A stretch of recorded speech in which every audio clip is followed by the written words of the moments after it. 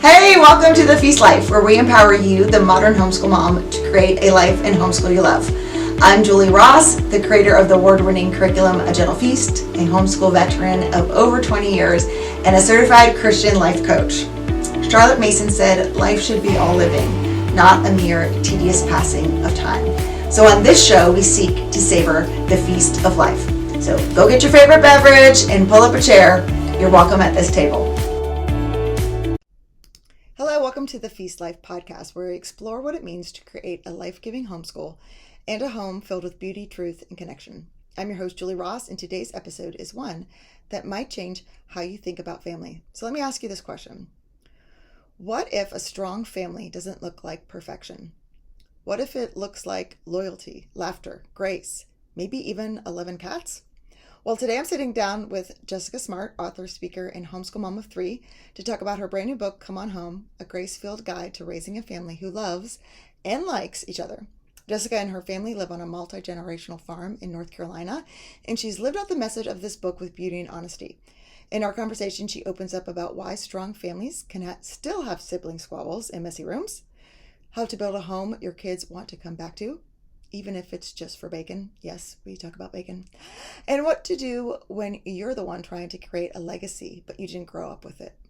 Whether you're deep in the daily trenches or dreaming about the kind of family culture you want to create, this episode is a heartfelt reminder that God meets us in the mess and gives us the grace to build something truly beautiful. So grab a cup of coffee, take a deep breath, and let's dive into my conversation with Jessica. Hello, everyone. Welcome to the Feast Life podcast. I'm your host, Julie Ross, and today I'm here with Jessica Smartt to talk about her new book, Come On Home. I would love, before we dive in, Jessica, thanks for coming on today, if you would just take a moment to just introduce yourself, your family, your kids, and what inspired you to write this book. Yeah. Yes, thank you so much for having me. It's so fun to meet here. We live in North Carolina, and my husband and I homeschool our 3 kids. I have 2 boys, 16 and 14, and then a daughter who's 10.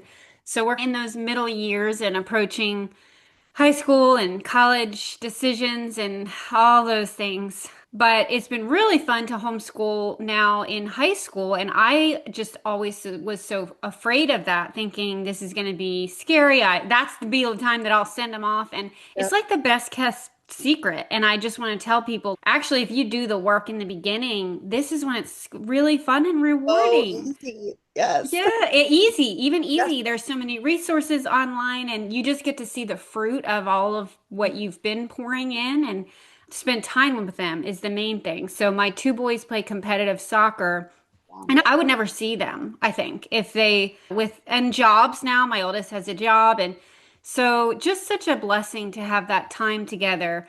And we actually live on a family farm, kind of compound, if you will. So I have my 2 sisters across the street here and with their families, and then my parents also. And we have horses and as of now 11 cats. So we're like, that's weird. That's a weird number of cats. We've passed the normal. We're in the weird. But so yeah, just doing beginning homesteading things and not I don't even know if I should call it that, but Did you yeah, grow up? Did that's you grow up there? no, several years ago, my sister who was a realtor started looking for land. And I actually at the time was like, I don't know, we already homeschool, we're already weird. Now we're gonna be like all living together in a compound. And I liked my neighborhood, and truly, there is like something really beautiful about a neighborhood community, but this has been also a wonderful gift. So she found a plot of land, and we actually all built around the same time. Yeah, during COVID. But I I need to have, tell my kids about this. You all you want should, to buy property that I can live on someday. you should. Honestly, you should. Yeah, No, really, plan. but I am also like, the only flaw in this plan is where are all of my kids going to live? Like, I have to get some more land. Yeah. carving out some spots.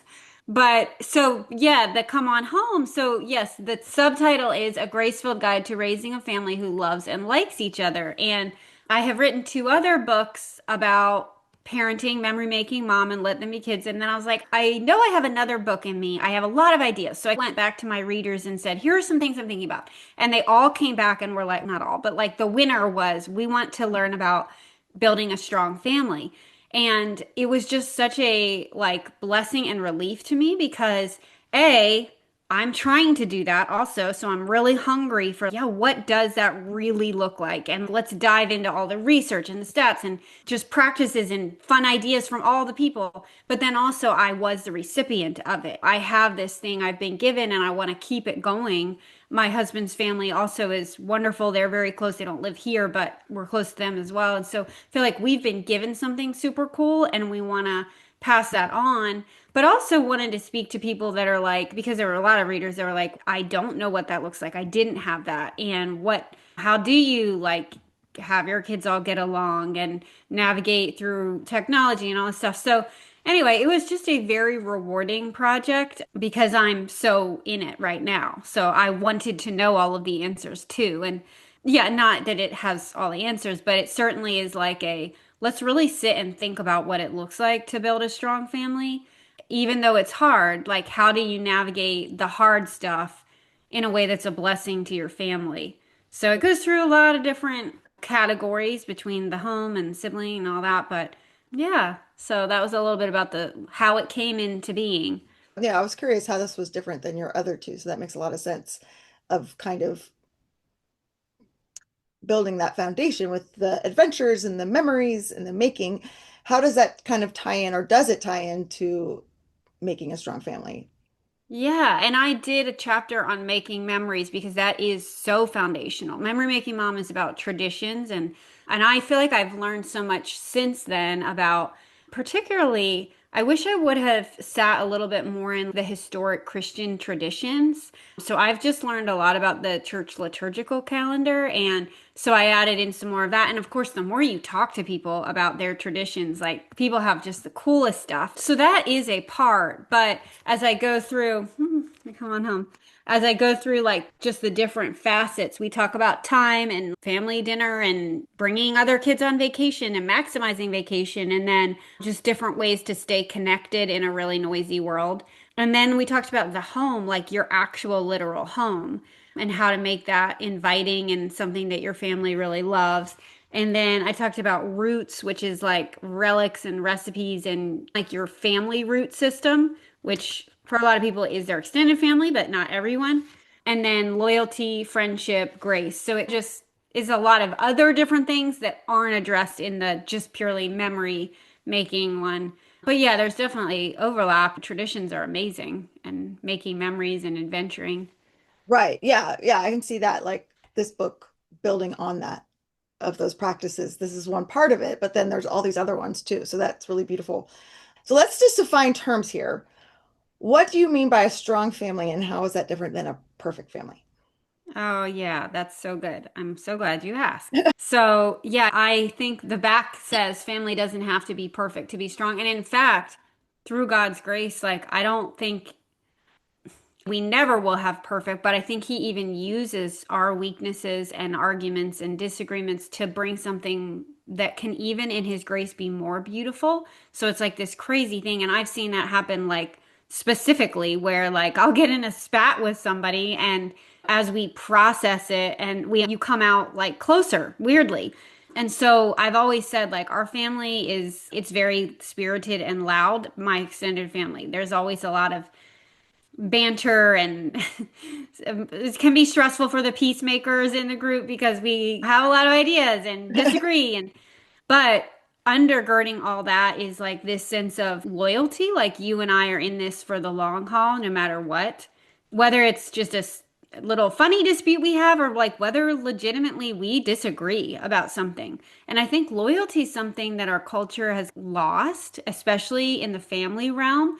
Super depressing, but I did some research for this book about just a trend of people like disowning their family members and it's a like cool thing to do. Of course, there's a lot of complicated nuance between toxic family relationships, and I'm not saying that there's never a need. Of course, there are situations that require discretion and pulling back, and we talk about that in the book, but that's not what I'm talking about. I'm talking about you made me mad, you're affecting me in a negative way, and so like I'm just going to choose my own family. That's a thing that's happening. And so I think we have to have our eyes open to that and create a culture where it's, no, you and I are going to be in this forever together. I'm not, nothing you could do would disappoint me. We might disagree, we will disagree, but our family is a unit. We're loyal to each other through all of that. So I think that can be such a relief to our kids, like really saying that and just believing we're going to be, you and I are not going anywhere. Like this is us and we're going to navigate all of the difficulty together. Yes, not at all stressing that you have to, and that's the whole, not to spoil the ending, but it's never going to be perfect like this side of heaven. And so the come on home takes on a kind of deeper meaning towards the end of the book where it's as moms and especially as homeschool moms, we pour so much into our families and we have a lot of eggs in that basket. And we may very well be disappointed. I talk about my grandmother who's like the most amazing woman and like her marriage was really hard and some of her kids have gone through very difficult things. But we know that God is preparing a home for us, and our ultimate hope isn't in making this perfect family because we can't. But we have a better hope waiting. He's preparing a home for us. And that gives us, instead of unsettling us, that gives us the ability and bandwidth to pour into our families because there's not so much pressure of it has to be perfect.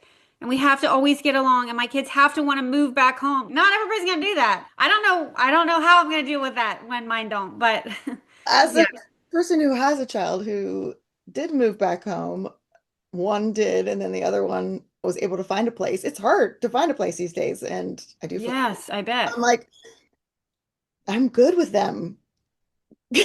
moving other places, let me just say. I love you so much, but you're an adult and now it's time to leave the nest. So Yes, that's that's awesome. good to I want hear. them to come back home, not necessarily like it's here, it's a safe place. I realize like economically, this is your safe landing place, but also I want them to come home to visit, to bring Yes, their absolutely. grandchildren, that kind of Yes. visiting.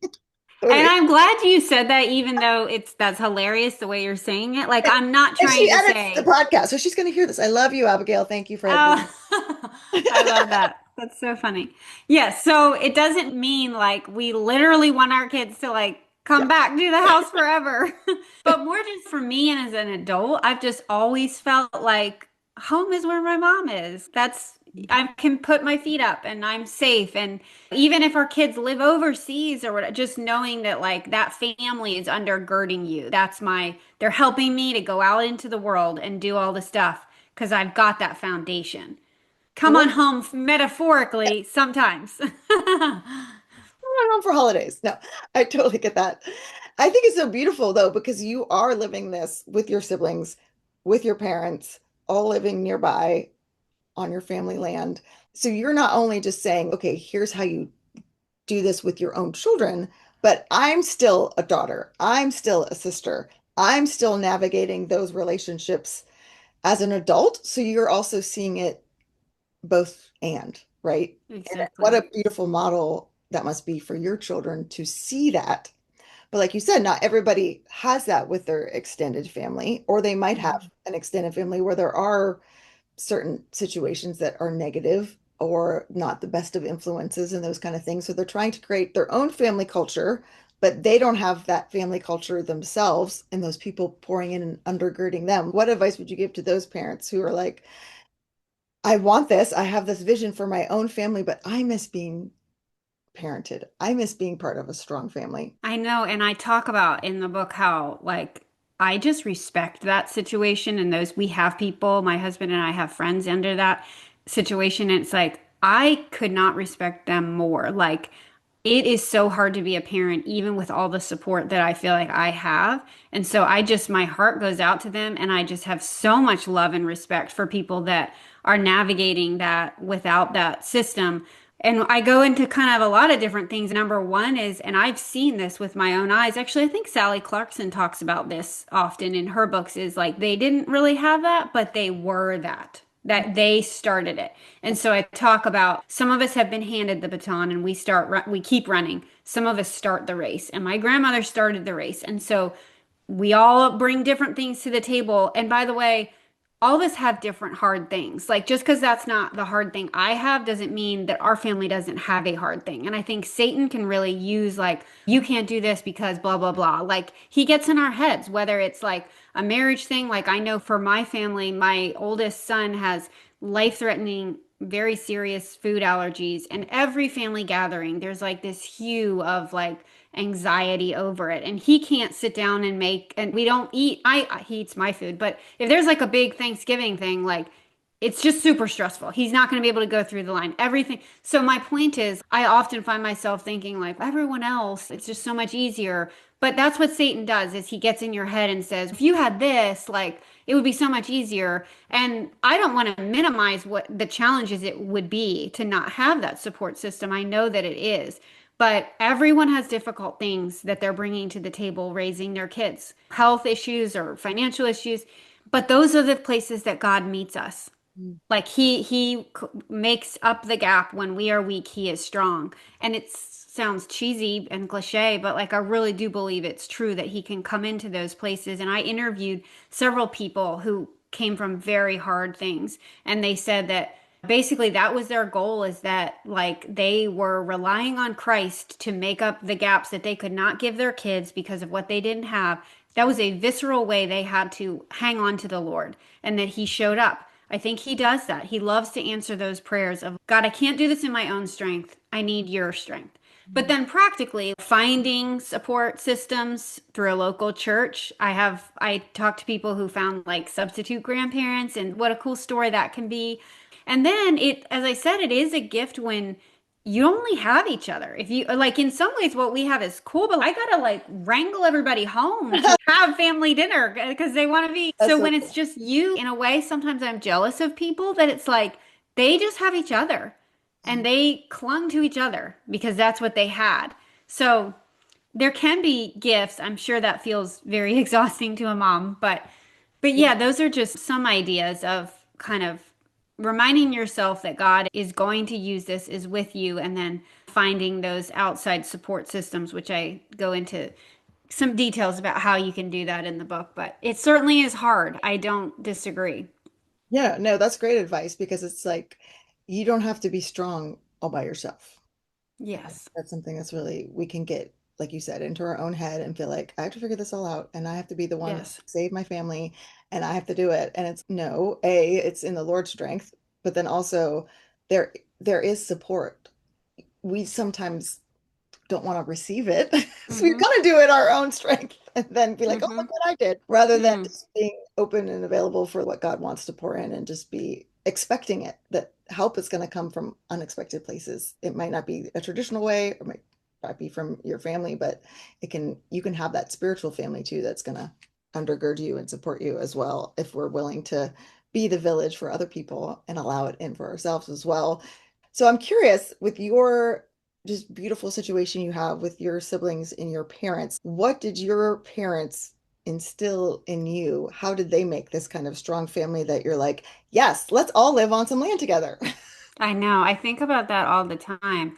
When we were little, it was back to what we were talking about with that loyalty culture. It just, she would say all the time, your sisters are going to be your best friends. And we were like, no, they're not. Like, but she would say that. And so it was just like pounded into our heads of, she had these sayings like, the people closest to you are the ones that are hardest to love, but those are the most important to love. Like she would just say it all the time. So there was just this culture. And I think my mom modeled really well what it looks like to put your family first. And that looks different to a lot of different people. Like I live a different life than she lived. She didn't do any podcasts. She didn't write any books. But she showed me the blessings of she's reaping what she has sown. And I talk about that that's not just like a trite little Christian verse. Like that's like a reality in the world, a physical reality of that whatever you plant is what you reap. And so it's been a deep source of encouragement to me to pour into my family. And again, it can look so different for what your different personalities are. Like it doesn't look like my sister who's like amazing sourdough baker or her whatever. Like we all have our gifts, but she showed me the value of pouring into my family. And then in the second half of life, I think the main thing I learned from them was just like grace and forgiveness. And I'm more feisty than my mom. If something happens that's wrong, I want to like have it dealt with and like they deserve to hear what they did. And so just over and over, my parents modeled like keeping the first things first and overlooking things that maybe could have been made a big deal of. But she just really, I gave the thumbs up again for our video. If you do a Zoom, like your hand makes something weird, it gives a thumbs up. And I gave myself a thumbs up. You should give yourself a thumbs up. That was a good thought. Good point. Good point, Jessica.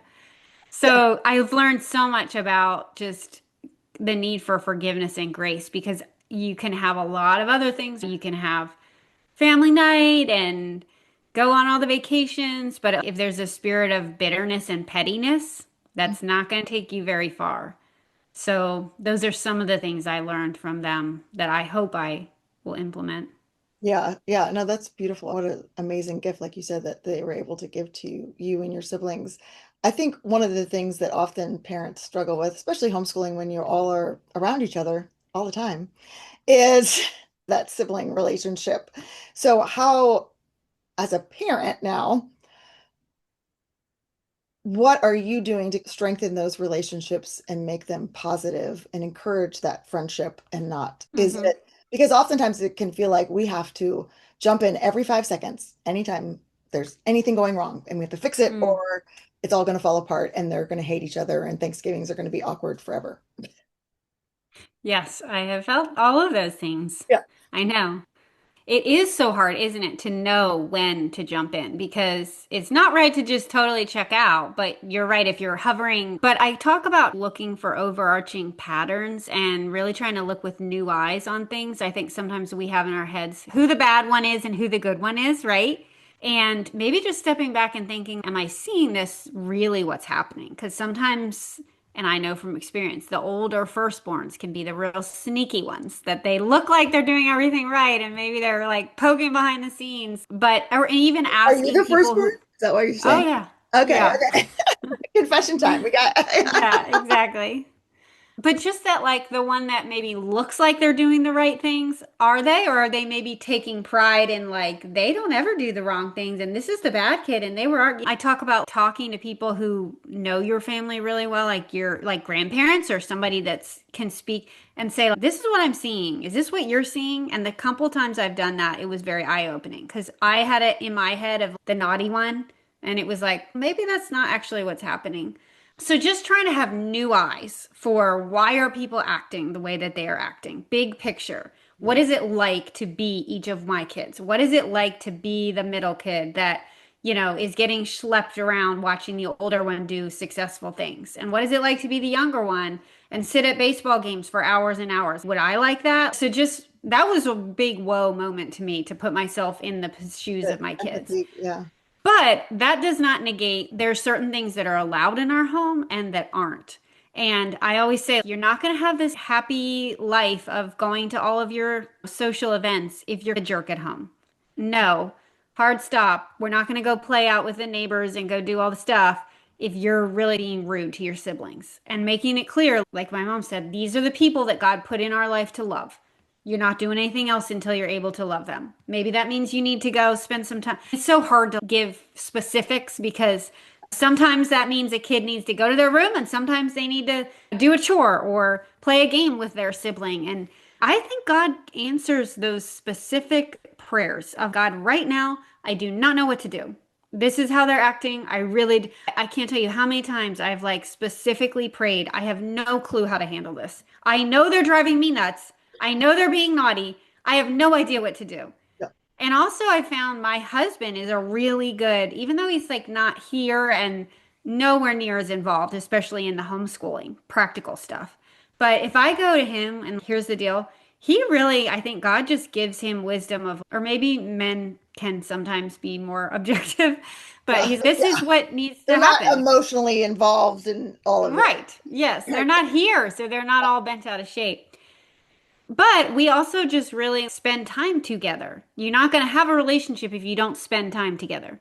But also too, just from your other books too, like you're spending time together making those memories and you're spending time Mm-hmm. together on those adventures. So it's not all just Yeah. school and chores and baseball practices, like being Yeah. very intentional to have those positive interactions. And I would assume also like the traditions factor into building that friendship aspect because think of any of the friends that you have, right? Like it's remember the time back in college when we did want your children to have that with each other too. And homeschooling can provide that. There'll be times where my older kids are like, remember that book mom read to us? And they're like, oh my gosh, I cannot stand that book or That's, whatever. But yeah, it I love provides that. that opportunity for them just to, yeah, have those shared memories. So other than like the adventures and the family traditions, like how do you intentionally make those connections, maybe like on a like practical daily basis? Yeah, I didn't know about daily, but what immediately came to mind is our family dinner, Yeah, which we really have to fight for because now, like I said, that everybody's got all the stuff. jobs. I will look at the Yes. calendar. Actually, yeah, like at the beginning of the summer, it's on the refrigerator. I picked like 6 nights or seven, and it was like, these are the family nights. We're not planning anything. If something comes up, and I actually did, which of course, everything you plan in actuality is way less cool than it was going to be in your head. But at least it's better than nothing. I had everybody like get a turn, so they get to pick what the dinner was, and then they get to pick an activity afterwards. Yeah, And some of the like it hasn't played out exactly, but it's been better than nothing. Shoot exactly. for something. 100%. At least you'll get something. Yeah, So we try to do that regularly in life. And I think if you are too busy to do like regular family meals, and it doesn't need to be dinner. I know a family that did breakfast because their kids were whatever. But if you're too busy to do that, do you think maybe is it possible you're too busy? Because is that a value of yours? And I know for us, it really is. And there was so much data on family dinners. It's crazy. The like, and again, is it a causation, correlation? But it's linked to every positive thing you could think of with kids. yeah, So not to guilt us into it, but just as a motivation, it doesn't need to be every night. It's not for us. Like very often, it's like we're just grabbing things out of a crock pot, but we make it right. as much as we can. One is better than none, two is better than one. Just try to like, whenever we can, do like family meals. So we do a family dinner and then once a week at least do like a special family breakfast where I'll make like something good, better than oatmeal. Bacon, usually bacon. Oh It yeah. was And it's really bacon, it's depressing. amazing, right? I know, but during this price increase the last couple of years was correlated with when my family now needs 2 pounds of bacon, and I was like, oh my gosh, this is terrible. Oh yes, having teenage boys definitely increases the grocery bill exponentially. It is, I only have oh one, but yes. He grew no, it is a he grew thing. 8 inches in the past 6 months. Oh my goodness. It's insane. I Yeah. didn't know that was possible. Yeah, I didn't either, but the clothes I keep like and the shoes, oh my goodness, I was like, what is happening? That's funny. But I love that because I never thought about breakfast. So that's really good because yeah, you're right. Like especially my daughters work at one works at Domino's, one and so they're working during dinner time usually, but carving out like, okay, Sunday nights, nobody's working. That's our dinner. And then I like the idea of having a breakfast. That's really cool. That's a great idea. Because again, it's about being creative and being intentional. And I love that you blocked it off like for the fall, because our lives will fill up with stuff. If there's an empty vacuum, something, so you have to be intentional Right. about that as well. And I do feel like, and you talk about this some as well about just technology, phones, social media, the breakdown of how that's spending time together as a family, or if people are spending time together, they're all sitting there on their phones. If you go out to eat, you're like, no one's talking to each other here, which is amazing. I just actually got back from France and I loved that at these cafes, they're like super close together. Like the tables are like this close to everybody. So everybody's talking to each other. We're not like here in America where everyone's like in different booths and no, we're all separated. So that was just beautiful, but no one was on their phones. It was so shocking to me just to cafe after cafe after cafe of people Why do you think that is? around talking to each other. I don't know. And maybe it's that culture of this is a part of our lives and we need to have Hmm. time to just because this is 2 o'clock in the afternoon. I'm like, do people like on a Monday? I'm like, do people not work in this country? This is incredible. Like these are full. Plus, Wow. it was super hot too, so I'm like, maybe people are coming out because it's way too hot to be inside your work. I don't know, but I could see that they really just value people and Mm. relationships, and it was such a, just a stark contrast. I feel like when I go out to eat here, of people being so isolated from each other. So, how is your family, especially with teenagers?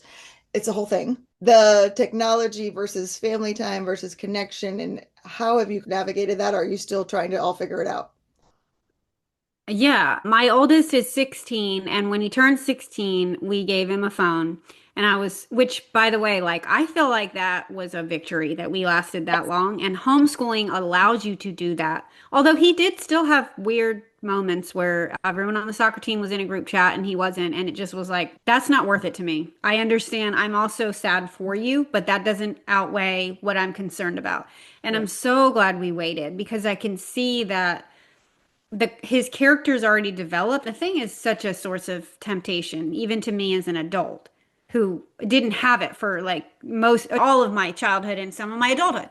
So it is just hard, but I can see that he already has the virtues and just like habits in life that we locked that thing down too. It doesn't have hardly anything fun. It's like how much fun can you really have on maps and the Bible app? Amazing though. My kids would come like, can you see if that restaurant's open? I'm like, oh wait, you can't search. And they're like, oh, I can do that with Yeah. Google Maps. I can find out what I'm like, I oh, okay, know. great. Yeah, it is. It's more than you think. That's Finish. true. And just the texting, like that's been a whole. But so delay as long as you possibly can. And it's probably longer than you think you could. Like delay. That's what I am so glad that we did. I will, as long as I can with my other kids. And I don't know what their story would be, but that certainly solves a lot of it to delaying the technology as much as you can. And then we just don't have it in bedrooms. We don't take it in bathrooms. We don't have it at the table. Like I got a little box for my son's phone, but it's been nice for all of us to like my husband and I to put it away, basically. So it's just not a culture where we're all going to sit around on our phones. But it is hard. And as he gets older, he's going to manage that on his own. So then at that point, it's what traits have you instilled in them and what have you modeled? But before we gave him a phone, I actually gave him The Opt-Out Family, which is a book, Aaron Lochner, I think.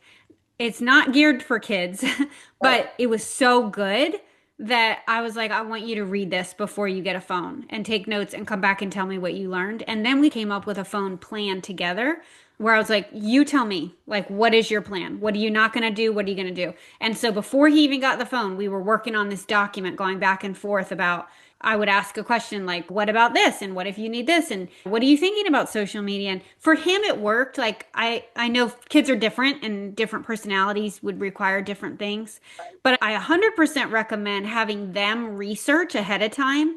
Like, you could have them watch The Social Dilemma, or there's probably other books that are maybe if your kid is not like a crazy reader, but having them like research stuff ahead of time and then just trying to like really talk about it a lot. But yeah, if we're in the car, like I would love to be on my phone a lot of the time because it's just easy. But I try to like, I'm not going to be on a device. You don't have devices. I'm not going to be on a device. We're going to just all be bored together. There's a cow. Yeah, exactly. The cow game is a great game. That's one of our favorites. That's so funny. Yeah, actually, so when I was in Europe, I did not have Wi-Fi on my phone. So I couldn't check email. I couldn't go on Facebook. I couldn't go on Instagram. It was wonderful.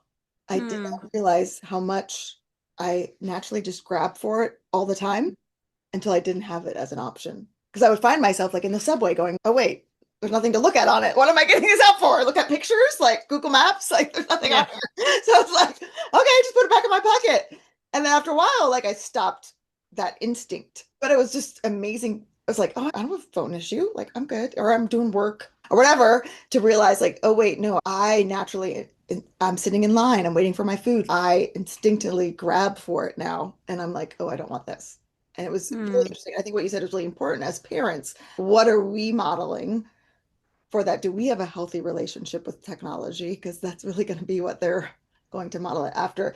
And then you mentioned the opt-out family. I actually have a book that I just put into a gentle feast that you might want to look at too. It's called My Tech Wise Life with Amy and Andy Crouch, growing Oh, up making choices in a world of devices, but it's written to teens. oh, so Uh, there you go. Perfect. so That it would be a great because I first like that read. book, The Opt-Out Family too, is great. But having something that was like written to them, I thought was That's like, awesome. oh yes, we need this. Thank you. Yes. Okay, other than like technology, what else have you seen like in your research and in writing the book is that parents might want to look for that could, I don't want to say weaken, but can keep them be a block from creating the strong family that they want? I talk about other people, like closing the door, and Edith Schaefer talks about how a family is a door with hinges and a lock. So at times you shut the door, and they owned Labrie, which is like a hospitality hostel sort of thing. But she talks about how there are times that it's just your family, and community is great. Like I love community. We have some close family friends that are like, hey, yeah, it's all fun to be together. But there should be times when it's just you and your family. And it's okay to say, neighbor kids are going home. We're not taking extra kids on vacation. It's just going to be our family today. So we do like a Smart Family Day. That's our last name. So once a year, this is a day our family's going to do something cool we've never done. It's only going to be us, nobody else. Yeah, just watching out for like when can we just hang out with us? That can be like a maybe a negative that you don't realize. So just creating that culture where it's normal for us to be together and just enjoy time together. Mm, So that's one that came to mind. yeah, yeah. So in terms of making your home a place that your kids want to come back to, how are you cultivating that? Like other than the family times, the family dinners, like I think is like the secret sauce. I don't know because I haven't raised them yet. But my prediction, one thing I'm working on is like the space itself and Yeah, investing yeah, in creating a space that is like pleasing to be in. yeah. But I also know what's that? What does that practically mean? So my middle is away at camp and I spent some time in his bedroom and also at IKEA and Hobby Lobby Yes, and the thrift store, Big Lots and the so thrift fun. store. So just making it a space that like it was a disaster. It was like a bomb went off. And I he can is one that's affected by his space. imagine. So honestly, like creating an organized, welcoming home. And I know those can be trigger words for some people. And it can look differently for everybody. Like people have different clutter tolerances, and a beautiful home can look a lot of different ways, right? And what I love is I had a lot of examples in my life of women who had an inviting home and it looked a lot of different ways. Like my one aunt, it was like a joke that her house was like super messy. She had dogs and cats inside and she didn't like to clean. But we played games at her kitchen table and she and my uncle were like really fun and engaging and they always wanted us around. So we overlooked the dog hair in the corner.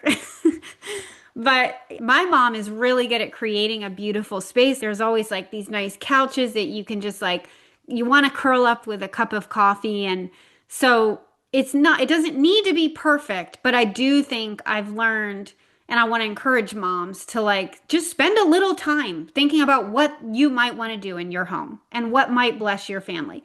And actually, the other day for family night, our activity was we just did would you rather and answered questions, which was lame, but whatever. Oh, that's And one thing I said is, what game would you too. change? What's that? It's a great car game. It is, exactly. Yes.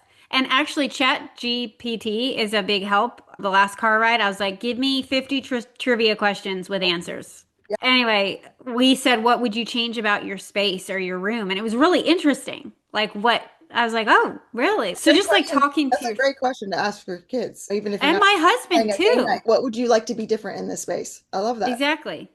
Yeah, what's your favorite room and why? And so you can take it and run with it, but I do think being a homemaker and loving your family, creating this family culture should in some way involve creating an actual space that's a blessing to your family, whatever that looks like.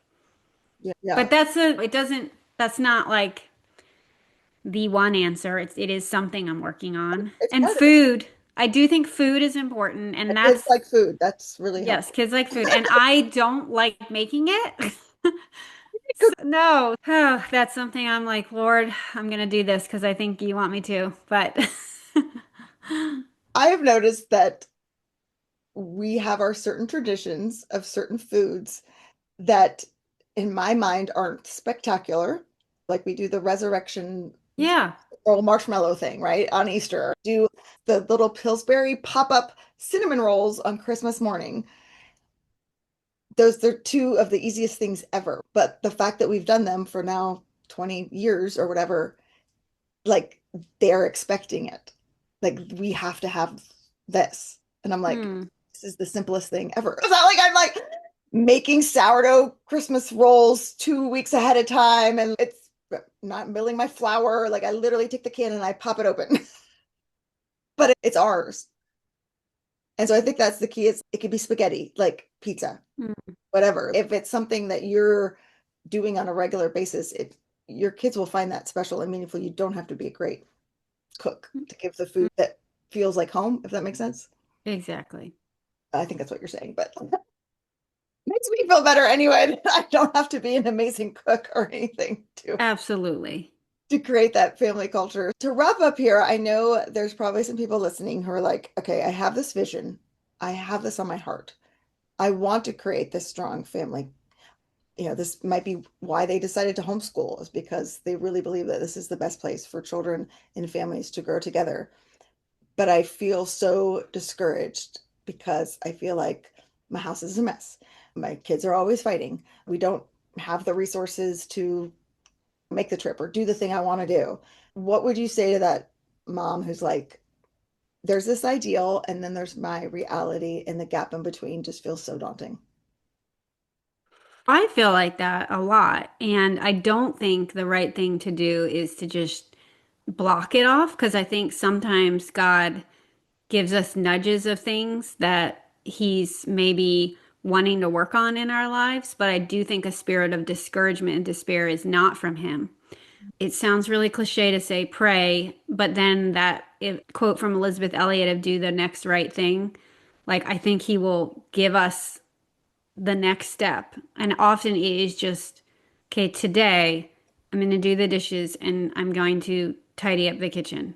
I have a lot of resources in the book about different areas. If homemaking is your thing, if you're struggling with that, if you're struggling with the sibling relationships, if you're struggling with mental health, like there's a lot of different areas that God maybe could be nudging us to work on, but He will direct us to the very next step. It doesn't need to be all in one, but I wouldn't say, oh, just ignore it and everything's fine. Like I do think like coming to Him and saying, I feel this way. A good old fashioned brain dump is so helpful. I was feeling this way yesterday. Like I'm failing at everything. And I remembered Misty Winkler has I think it's called Simplified Organization is her book. And she says like, when you're feeling overwhelmed, put everything down on a piece of paper, take the next simple step. And even doing that, like, really was helpful. I was like, okay, this is overwhelming, but I can make some progress. Mm. So don't despair, do the next right thing, and God will lead you to the next right thing. Yes, absolutely. No, that's great advice because I think we can often read a book or listen to a podcast or whatever, and we think we need to do everything, and it's all or Yeah. nothing. And if we're not able to do all of this perfectly, then it's a failure, right? It's so black and white, and it's like, no, this is a process. And Hmm. I love the idea of just what's the next step. And then I've often explained it to my kids. We lived in a neighborhood that had motion detector streetlights. And so if you want to get to your friend's house at night, it looks really dark and scary. But once you get to that one light, okay, then the next one lights up and then the next one. But Mm, you don't know the whole path isn't clear right now. yeah, So it's that's like awesome. just do the next thing and do the next thing and God will show you like what to do. But we often can discount that and think, oh, that's not enough. If I just do the dishes and tidy up the kitchen, but have you seen like the schoolroom? Oh, that's a disaster. It's totally disorganized. Or, oh, my kids are always fighting. Or I'm not getting along with Hmm. my mother-in-law. Or like whatever it is. It's to see the value in the small. Like, Hmm. how do you go, okay, I did this today and this is good. It's a really good, Yeah, yeah, for it sure. is. Yeah. Tell us how people can get your book and all the pre-order goodies that you have going on. Yeah, I'm doing if you pre-order the book, which you can do that, hop over on Amazon and wherever books are sold. And then I'm gonna send you a link for the pre-order bonus, but I'm doing a Zoom Q&A, like open Q&A, come in your pajamas and whatever drink you want, and we'll just chat about all the things. You can submit your questions and we'll chat. So I think that'll be super fun. And then you can come see me over at Instagram. I'm at jessica.smart with 2 T's. I'd love to hear from you if you've enjoyed our show and hope that Come On Home is a blessing to you. I think it will be. I'm really excited about getting it out into the world. Yeah, it sounds incredible and something that is definitely very much needed and sounds like a great encouragement. So thank you for coming on and talking to us about it. Thank you for having me. Thanks for listening to today's episode. Let's wrap up with some key takeaways. Number one, a strong family doesn't equal a perfect family. A strong family is not built in the absence of conflict, but through grace, loyalty, and repair. Jessica shares how family strength often emerges through facing hard things together and choosing to stay connected through it all. Number two, traditions, time, and togetherness matter. Simple family rituals, like whether it's my Christmas cinnamon rolls or the Smart family daily adventures, form the foundation of belonging. Jessica reminds us that connection is found in the small, repeatable moments that become cherished memories. Number three, homeschooling is a gift of time and relationship. Jessica encouraged parents not to fear the high school years, but to embrace them as a season of fruit. Homeschooling has allowed her to stay closely connected to her teens, who are balancing sports, work, and growing independence. Number four, you can be the first link in the chain. If you didn't grow up in a close or healthy family, you can start one. Jessica shared practical encouragement for parents longing for deep connection, but lacking a generational example. God meets us in our gaps and gives us the grace for this legacy building work. And then last but not least, number five, do the next right thing. If you're overwhelmed by the vision of starting a strong family, start small. Whether it's cleaning the kitchen, planning a meal, or putting the phone away during car rides, simple, consistent steps rooted in love and prayer matter way more than perfection. Make sure to check out the show notes so you can get Jessica's book in pre-order and get her free class that she's offering for anyone that does the pre-order. Thanks for listening. Hey, thanks for watching. If you liked this episode, please heart it down below and make sure you subscribe so you never miss an episode. Leave a comment and let me know what you learned in today's episode. I'd love to hear from you.